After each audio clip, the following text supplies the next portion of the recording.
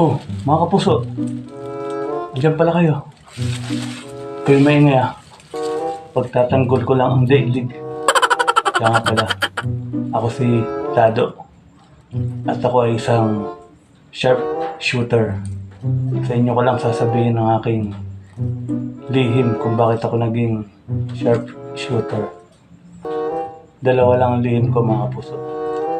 Sa tuwing pupunta ako ng labanan, kaya ako nagiging sharp shooter ay dahil makikita nito yung asin, pumapapak lang ako niyan.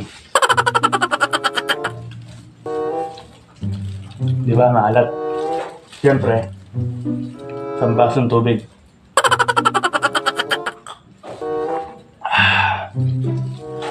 Para hindi masira yung ating atay, mga kapuso. Siyempre,